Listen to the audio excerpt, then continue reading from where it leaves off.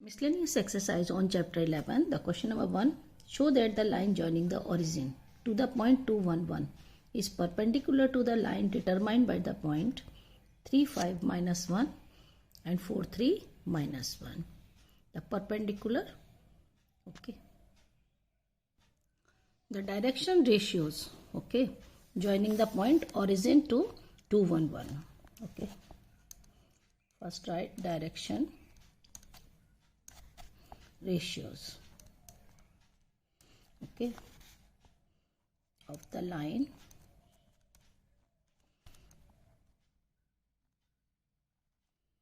joining the origin. Origin means 0, 0, 0.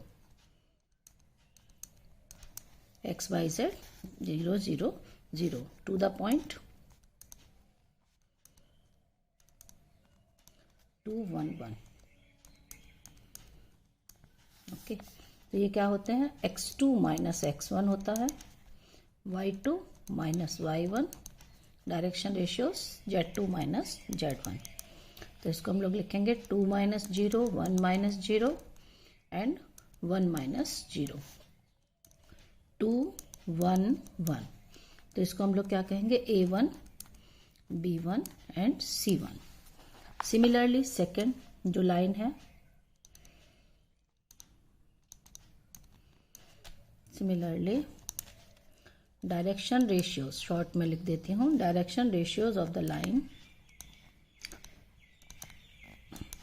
Joining the points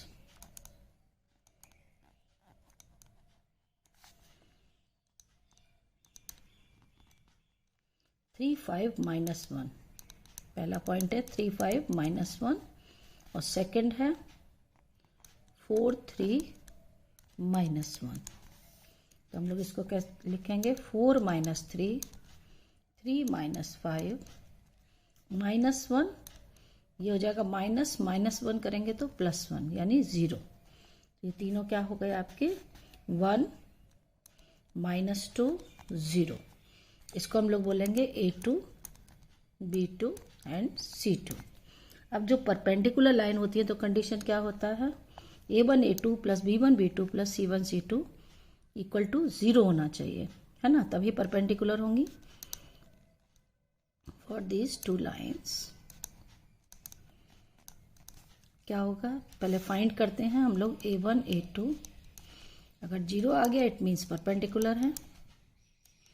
C1 C2. Now put the values 2 into 1 plus 1 into minus 2 and third 1 into 0. So we get 2 minus 2 equal to 0. Therefore, the given lines are perpendicular to each other. The two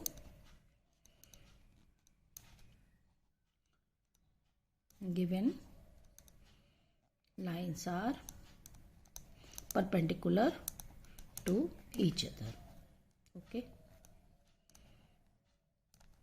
यही पूछा था क्या ये line perpendicular each other show करना था कि perpendicular है एक दूसरे के. Question number 2. Question number 2 is if L1 M1 N1 and L2 M2 N2 are the direction cosines of two mutually perpendicular lines. Show that the direction cosines of the line perpendicular to both of these are M1 N2 minus M2 N1. Second N1 L2 minus N2 L1. Third is L1 M2 minus L2 M1. यानी इन दोनों के भी perpendicular तीसरी line उसका cosines ये आने चाहिए. यहाँ पर क्या है हमारा एक लाइन L1 जा रही है और दूसरी है L2 और इस यही मान लेते हैं ये वेक्टर इसके अलोंग N1 है और ये N2 है. ठीक है, ये दोनों हैं, दोनों म्यूचुअली परपेंडिकुलर हैं और यूनिट वेक्टर जो है एक अलोंग इन दोनों के जा रहा है. ये वेक्टर हो जाएगा फाइनल L लाइन जो इन दोनों के भी म्यूचुअल परपेंडिकुलर है N. ओके, तो ये यूनिट वेक्टर कर देते हैं. ठीक, तो लिखते हैं डायरेक्शन कोसाइंस कौन कौन सी दी हुई है. L1 पहले वाले की L1 M1 और N1. तो इससे वेक्टर हमारा बनेगा N1 L1I प्लस कैप लगा दें, m1j प्लस n1k। ओके, और दूसरा वेक्टर बनेगा L2 m2 दिया हुआ है उसका, तो L2i plus m2j plus n2k। ये दोनों वेक्टर हैं n1 n2। अब L जो है वो ये लाइन, ये इन दोनों के ही परपेंडिकुलर है, तो लिख देंगे लाइन L। लेट कर देते हैं, let line L be the line perpendicular to both the lines. यही हमको लाना है, इसी के कोसाइंस लाने हैं L के to both the lines L1 and N2। ठीक है, N जो है वो एक यूनिट वेक्टर है अलोंग द लाइन N। लिखेंगे N be the unit vector, be a unit vector along the line L to perpendicular to both lines। यानी जो n यूनिट वेक्टर है इन दोनों की लाइन के परपेंडिकुलर है। अब हमको यही निकालना है कि n यूनिट वेक्टर, तो इसकी वैल्यू फॉर्मूला होगा n unit vector equal to क्या होगा, n1 cross n2 by magnitude of n1 cross n2। Okay, तो ये हो गया n1 n2। तो इसको हम लोग लिख सकते हैं n1 cross n2। n1 cross n2 को लिखेंगे unit vector of n1 n2 sine 90 degree, क्योंकि दोनों म्यूचुअली परपेंडिकुलर हैं, क्रॉस प्रोडक्ट में साइन थीटा। अब इसकी वैल्यू निकालनी है, तो ये हो जाएगा n1 n2 यानी n1 cross n2 i j k, cross product करेंगे और यहाँ पर डायरेक्शन कोसाइन से L1 m1 n1 L2 m2 and n2। तो ये हमारा जो यूनिट वेक्टर जो परपेंडिकुलर है इन दोनों के, इसकी वैल्यू आएगी i m1 n2, cross product करेंगे m1 n2 minus m2 n1 i minus j के लिए L1 n2 minus L2 n1 j, और थर्ड होगा L1 m2 minus L2 m1 के। अब इसके n जो है वो यूनिट वेक्टर है, तो इसके कंपोनेंट डायरेक्शन कोसाइंस क्या आ गए, therefore direction cosines of line L, यही हमको शो करने थे। R m1 m2 पहला ये हो गया, second L1 L2 n1 minus है, तो ये हो गया L2 n1 minus L1 n2, और थर्ड हो गया L1 m2 minus L2 m1, हो गया। Question number 3. The question number 3 is find the angle between the lines whose direction ratios are ABC and B minus C, C minus A, A minus B. Angle between cos theta निकालेंगे formula से। Okay, the direction ratios of one line or the first line is, first line R दिए हुए हैं A, B and C। इसका मतलब ये इसके जो वेक्टर अलोंग बनेगा उसका क्या वैल्यू हो जाएगा, the vector along this line is, मान लेते हैं B1 वेक्टर है, फर्स्ट वेक्टर, ये हो जाएगा AI plus BJ plus CK, ये फर्स्ट वेक्टर हो गया। सिमिलरली दूसरे के direction ratios direction ratio of other line are क्या दिए हैं, बी माइनस सी, दूसरा दिया है सी माइनस ए, और थर्ड ए माइनस बी। तो इसके along vector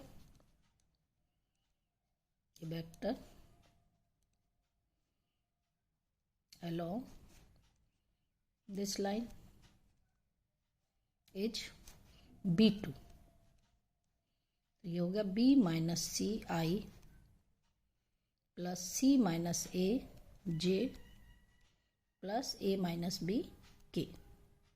okay, now find angle between these two vectors. Now cos theta equal to B1 dot B2 by magnitude of B1 dot magnitude of B2। तो B1 dot B2 करेंगे तो A पहला वाला B minus C plus B C minus A and C A minus B, दोनों का dot product, और नीचे आएगा पहले वाले का B1 का तो A square plus B square plus C square, दूसरे का आएगा B minus C whole square C minus A whole square plus A minus B whole square. तो जब न्यूमरेटर को हम सॉल्व करेंगे AB minus AC plus BC minus AB AC minus BC divided by A square plus B square plus C square and under root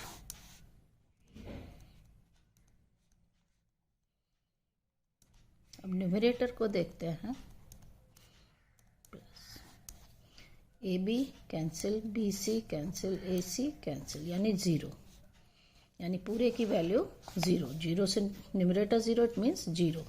तो हम लोग कह सकते हैं cos theta equal to cos 90 degree. Cos 90 की value zero है, therefore angle equal to 90 degree. Angle between these two vectors 90 degree. Question number 4. Find the equation of a line parallel to x-axis and passing through the origin. Passing through the origin means x1, y1, z1 is 0, 0, 0 and parallel to x-axis यानी ratios हो जाएंगे आपके क्या 1, 0, 0। कोई भी vector है parallel to x-axis, ये हो गया x, y and this Z. ये ऑरिजिन है, इसके कोऑर्डिनेट 0, 0, 0 और इसके पैरेलल है कोई आई वेक्टर, क्योंकि y और z 0 हो जाएंगे। तो हमारा वेक्टर क्या बनेगा, I vector i plus 0j plus 0k। Okay, तो डायरेक्शन कोसाइंस क्या हो जाएंगे यूनिट वेक्टर में, यहाँ पर LMN निकालेंगे तो 1, 0, 0 लिखेंगे। Direction cosines of i j k is 1, 0, 0, यानी ये क्या होते हैं LMN। तो इक्वेशन क्या होती है, equation of line passing through origin, passing through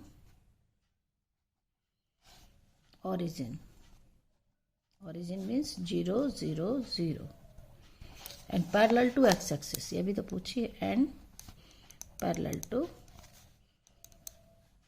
x-axis। तो एक फॉर्मूला होता है x माइनस x1 यानी x minus 0 by 1, y minus y1 यानी y minus 0 by 0 by a LMN लगते हैं z माइनस 0 बाई 0। तो आपकी इक्वेशन क्या बन गई, x by 1 y upon 0 z upon 0। Question number 5. If the coordinates of the point A, B, C, D are 1, 2, 3, 4, 5, 7, minus 4, 3, minus 6 and 2, 9, 2 respectively, then find the angle between the line AB and CD. Here is the two lines AB and CD. इन दोनों के बीच में हमको निकालना है angle theta. ये point A है जिसके coordinate 1 2 3 और ये B 4 5 7. ओके. और ये है आपका C यहाँ पर -4 3 -5 4 3 -6 सॉरी. और ये है आपका D 2 9 2. ठीक है. तो हम लोग के डायरेक्शन रेशियोज निकालने पड़ेंगे, एक लाइन AB का और एक CD का. ठीक है. ABCD 4 पॉइंट दिख रहे हैं तो लिखेंगे direction ratios of line AB. First का निकालेंगे तो फॉर्मूला वही है x2 - x1 यानी 4 - 1. तो यहाँ पर लिखेंगे AB का 4 - 1 5 - 2 and 7 - 3. तो we get 3 3 4 3 3 4. ओके. तो ये आपका हो गया A1 पहला, B1 और तीसरा C1. ठीक है. सिमिलरली उसके निकालते हैं direction ratios of line CD. फिर वही माइनस करेंगे इसमें से, जैसे 2 - 4 तो 2 - -4. सेकेंड 9 - 3 और थर्ड है 2 - -6. तो ये हो गया 6 6 और ये 8. इसको कहेंगे A2 B2 C2. ठीक है. तो अब वेक्टर V1 बनेगा हमारा, पहला वेक्टर V1 इससे बनेगा 3i + 3j + 4k. And second vector B2 इससे 6i + 6j + 8k. अब हम लोग जानते हैं फॉर्मूला बनाएंगे कौन सा, cos थीटा वाला. B1.B2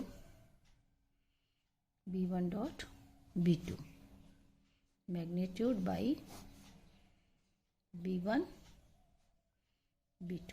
इस फॉर्मूले से एंगल निकाल लेंगे. तो B1 B2 3 × 6 + 3 × 6 + 4 × 8 4 × 8 ऐसे. और नीचे दोनों का magnitude 3² + 3² + 4² other 6² + 6² + 8² 18 + 18 magnitude. Absolute value लेंगे इसका. ये सब ऐड होके आपका आएगा 68. 18 + 18 + 32 68. और नीचे ये हो जाएगा 9 + 9 + 16 18 + 16 √34 और दूसरा आएगा 136. तो 68 इसको कर लेंगे हम लोग √34. इसको ब्रेक करेंगे 34 × 4 में तो ये हो जाएगा 2√34.